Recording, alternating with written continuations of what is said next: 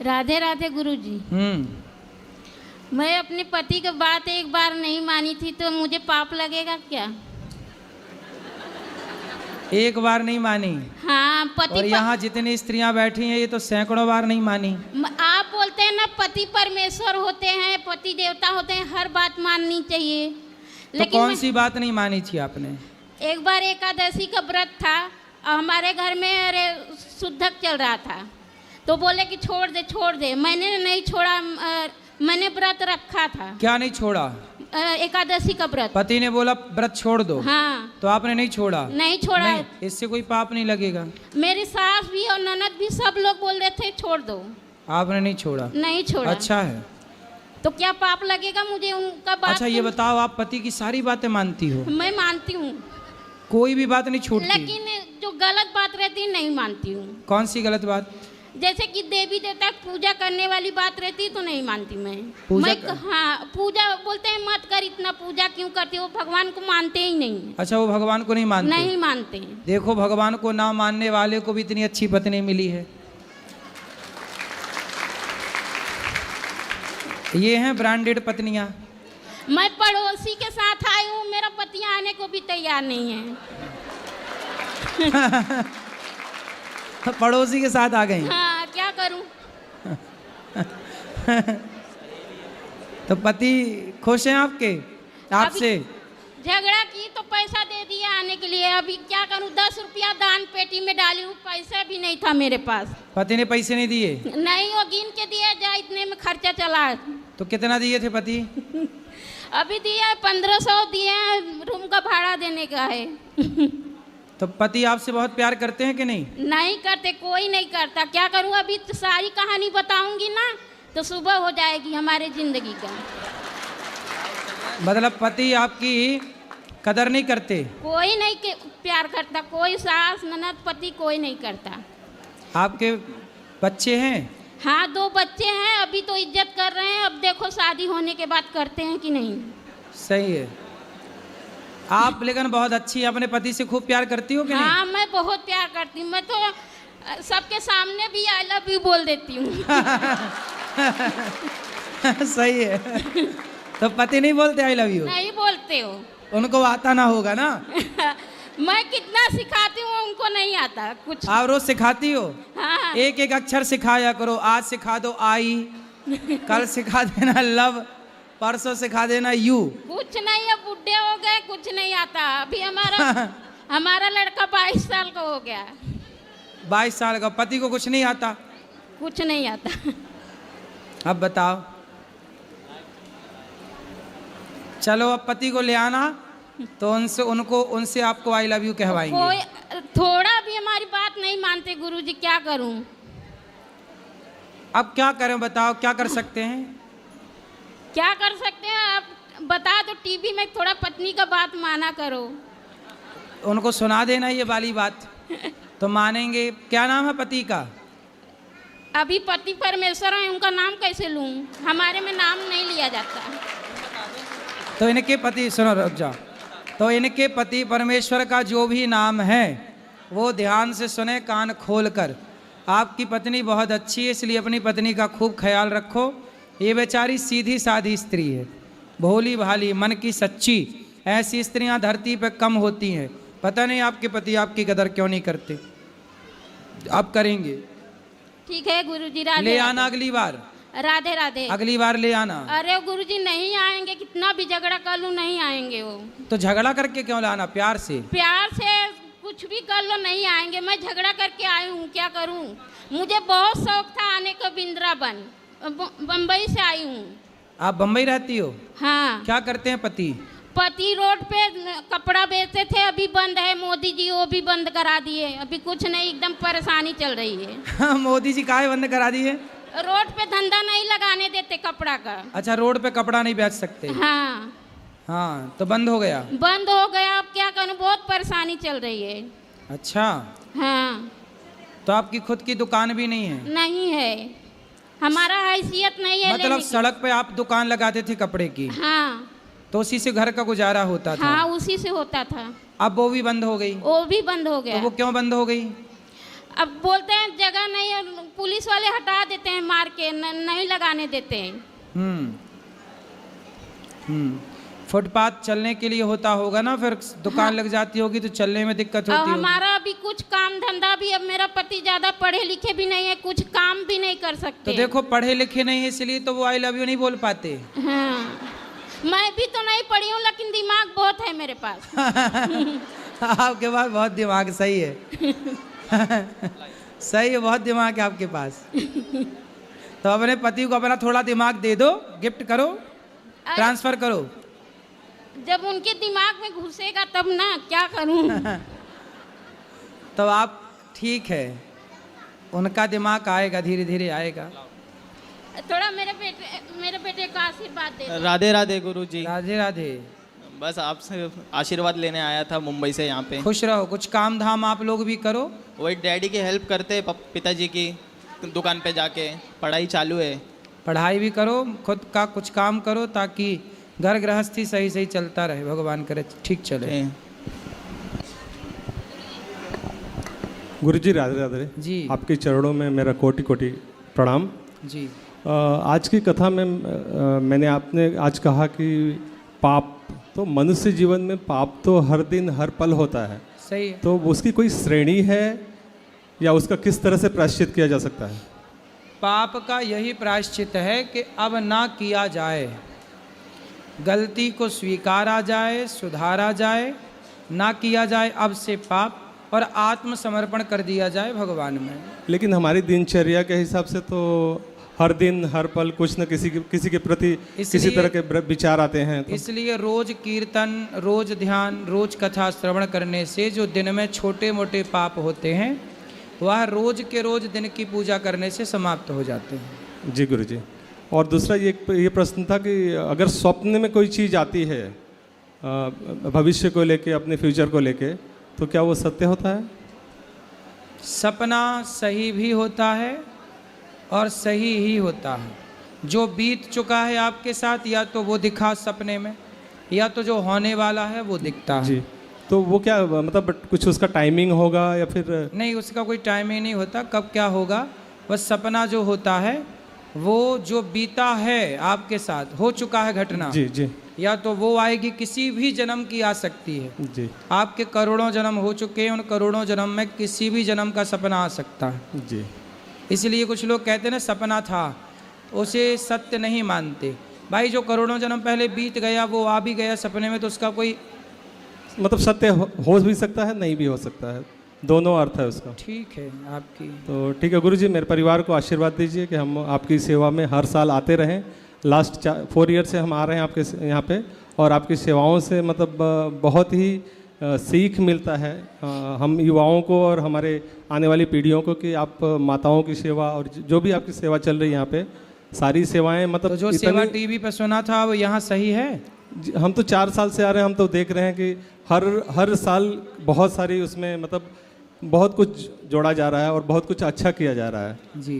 तो ये आप आशीर्वाद दें, इसी तरह से सब करते रहें और आपका परिवार से और आपसे जुड़े रहें हमेशा। खुश रहिए, खुश। राधे राधे गुरु। राधे राधे गुरुजी। राधे राधे, जय श्री नारायण जी। गुरुजी, आज मेरा लड़का 10वीं में पास हुआ है, इसीलिए मैं परसों रिजल्ट आया तो मैं बोली गुरुजी का पहले चलो आशीर्वाद लो। आ जाओ बेटा।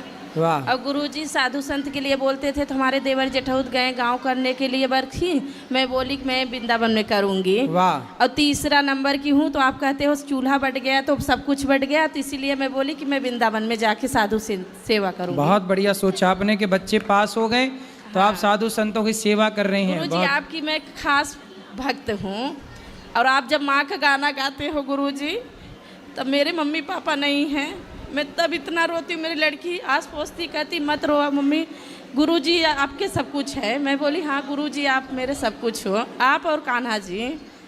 गुरुजी ये लो बात कर लो मेरे बेटे से। आजा बेटा। और गुरुजी मैं कुछ सोचती हूँ, मतलब 2 बार दी हूँ, आई थी पोथी पाठ भी करवाई थी, लेकिन 2 बार बयाना वाना दी, मतलब किराए के रूम में रहती हूँ, 12,000 देती हूँ, लेकिन गुरुजी मतलब हो के भी ना हो जाता है। हो जाएगा सही। आप आशीर्वाद देना गुरुजी। बिहारी जी सब और ठीक गुरुजी करेंगे। अपने साथ में सारी बहनें के भी जोड़ी 7 बहन हूँ, उनके बहन बहनोई को सबको राधे राधे बोल दो। तो आप लोग 7 बहन हैं? हाँ गुरुजी। बढ़िया है।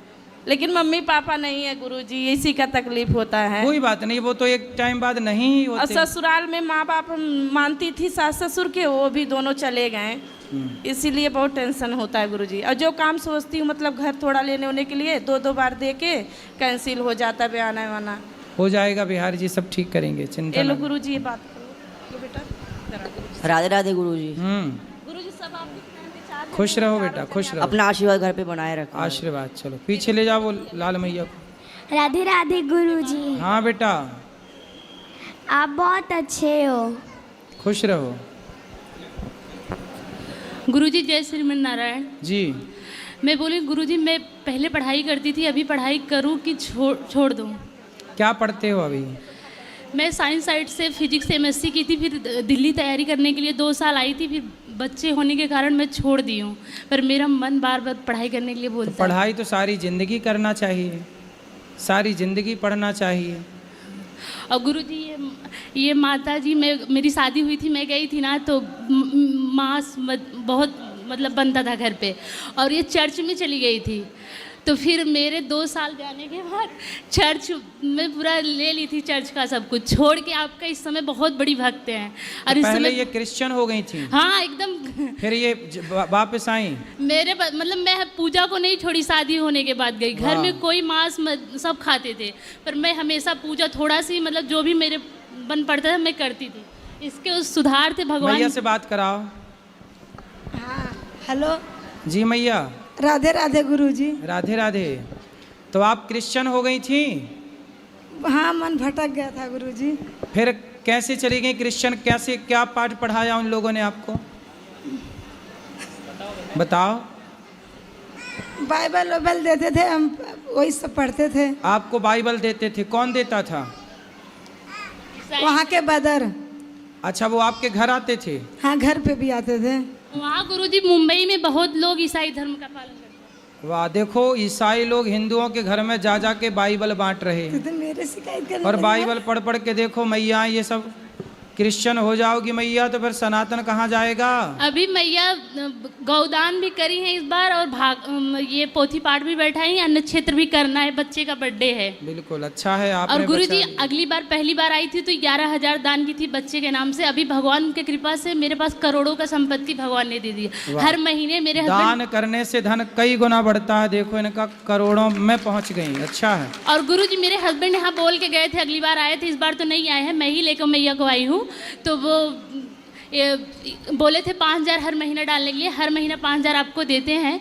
और आपकी कृपा से, भगवान की कृपा से बहुत धन्य दान की इस समय बढ़ोतरी है गुरुजी, और भगवान ऐसे बनाए रहे। मैं एक वृद्ध माँ का सेवा भी करना चाहती हूँ बस गुरुजी। दान, अब सोचिए जब यहाँ इतनी सारी वृद्ध माओं को आप लोग सहयोग करते हैं तो इतनी सारी माओं की दुआएं जब पहुँचती होंगी तो अपने आप धन धान्य की वृद्धि तो होनी ही है। और मेरी दादी माँ भी आई हैं इस समय गुरुजी। मैं बहुत सौभाग्यशाली हूँ, मैं अपने दादी को आपका दर्शन करा सक रही हूँ। आई है मेरी दादी, इस समय आई नहीं है, भागवत सुन के रूम पे हैं। ठीक ठीक।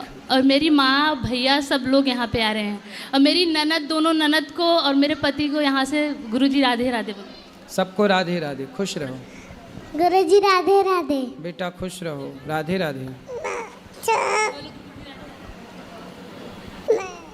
राधे राधे। ठीक है गुरुजी राधे राधे। हाँ जी। गुरुजी मेरा सवाल थोड़ा अटपटा सा है, लेकिन आज आपने भागवत में ये सवाल मतलब ये प्रश्न बताया था हम लोगों को।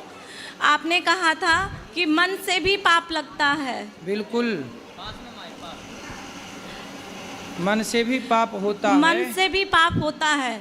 फिलहाल मेरा ऐसा किसी के बारे में कोई भाव होता नहीं है, लेकिन अगर कोई अपने गुरु के बारे में कोई बातें करता है या गुरु से लेके कोई निंदा करता है, वो भले ही कोई जैसे दूसरे धर्म को मानता हो और वो अपने धर्म की प्रशंसा करने के बावजूद अगर वो हमारे गुरु की बुराई करता है तो मैं उसको ज़बान से कुछ नहीं कहती और दिल में मेरे लिए उसके लिए बहुत बहुत ज़्यादा उबाल होता है। तो क्या उसका भी पाप लगता है? नहीं, ये तो नेचुरल है। हरिहर निंदा सुनहि जिकाना, हो ही पाप गौघात समाना। जब कोई आपके गुरु की, भगवान की निंदा करे तो उसे रोक दिया करो, भाई ऐसा मत कहो। कई बार ऐसा हो जाता है कि वो सीनियर होता है, मैं उसको जवाब, सीनियर हो या जूनियर हो, उसको जवाब नहीं दे सकते हैं, जगह ऐसी उचित नहीं होती है। ठीक है, तो फिर वहाँ से उठ के चले जाओ। और दूसरा सवाल मेरा ये उससे ही जुड़ा, इस सवाल से ही जुड़ा जो मुझे बहुत परेशान कर रहा है। मैंने ये सवाल आपसे पहले भी किया था, आपने कहा था करोड़ों नाम का, जो मैं बहुत ज़्यादा कोशिश करती हूँ, लगभग दिन में मैं 30 से 35 हज़ार कर लेती हूँ। अब मुझे, पहले मेरा मन भी लगता था, मैं दिन के 4 घंटे 5 घंटे लगातार बैठ भी लेती हूँ, बट जब से मैंने ये कांड किया है, मुझे उसको देख के मुझे बहुत अजीब सा होता है कि इसने मेरे गुरु के बारे में, इतने सारे लोगों के बारे में बात की, तो मुझे ऐसे लगता है कि मेरे नाम पे असर पड़ता है। इसलिए कौन क्या कह रहा है, बोल रहा है, उस पर ध्यान बिल्कुल ना दो, अपना मन लगा के भगवत चिंतन करो। तो क्या इससे नाम पे फर्क पड़ता है? भाई यदि हमारा मन किसी व्यक्ति पर चला जाए, भले वो व्यक्ति गलत है, यदि हम गलत व्यक्ति पर भी मन लगाएं तो प्रभाव तो पड़ता ही है ना। मेरा कोई ऐसा भाव नहीं होता है कि मैं किसी जब से मैं 4 साल से आपका भागवत सुनना शुरू किया, बहुत फ़र्क पड़ा। मैं चंडीगढ़ में रहती हूँ, वही लाइफ थी मेरी। अब मैं नहीं बोलना चाहूँगी, जो बीत गया बहुत बदलाव आ गया। ये मेरे हस्बैंड और ये मेरे पति देव और ये मेरा बेटा है, बहुत बदल गया। मैंने इन सबको बदल दिया आपके ज़रिए। सब नॉनवेज खाते थे, मैं नहीं खाती थी। भागवत के ज़रिए मैंने अपना पूरा परिवार ही बदल दिया, सबको छोड़ दिया, सबके घर जाना छोड़ दिया। लेकिन अब मुझे वो चीज़ें ये परेशान बहुत करती है कि जैसे मैं किसी को कुछ कहती नहीं हूँ, लेकिन जब कहीं आपकी बात आती है तो वो मुझे बहुत ज़्यादा, उसके बारे में मैं बहुत गलत भाव रख लेती हूँ। कोई बात नहीं, तो जब कोई निंदा करे तो उसको आप ना जवाब मत दिया करो, लोगों का काम है बोलना। तो मैंने संतों के, बहुत बड़े संतों के जुबानी ये भी सुना है कि अगर आप ऐसा भाव रखोगे किसी संत को या किसी पहुँचे हुए को, अगर आप उनके बारे में बात करोगे, बुरा सोचोगे, तो वो आपके नाम पर फर्क पड़ेगा। उससे मुझे बहुत दुख होता है। इसलिए अपने को कुछ भी नहीं बोलना। नहीं बोलती हूँ, आपकी बात मानती हूँ, पूरी मानती हूँ, नहीं बोलती हूँ, मगर मन तो कोई बात नहीं, धीरे धीरे मन भी ठीक हो जाएगा। ये कोई पाप नहीं है, इससे कोई पाप नहीं है, कोई दोष नहीं है इसका। और मेरा मन भी नाम में बहुत लगता था। अभी 1 महीने पहले मैं लगातार 2-2 घंटे बैठने लगी थी। दिन में मैं कम से कम 5 घंटे बैठ जाती थी, बट मेरा नाम में अब मन नहीं लगता है। लगेगा, होता है। भक्ति के रास्ते पर ये उतार चढ़ाव आता है कि कभी मन अधिक लगता है, कभी बिल्कुल नहीं लगता। और एक चीज़ बहुत बड़ी बात, जिस जगह पे मैं रह रही हूँ चंडीगढ़, आपको तो सब जानते हो, वहाँ पे तो गुरु की बहुत ज़्यादा वो है। तो लोग वो जैसे बहुत गुरु ऐसे हैं, मैं नाम नहीं लूँगी, बहुत गुरु हैं जिनको भगवान मानते हैं। आप जैसे हमें सिखाते हो कि नारायण हमारे भगवान है, हम आपकी पूजा करते हैं, फ़ोटो मंदिर में है, वो हमारा भाव है।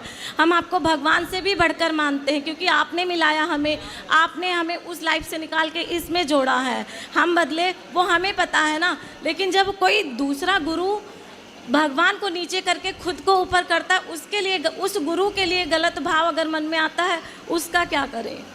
वो गलत ही है ना।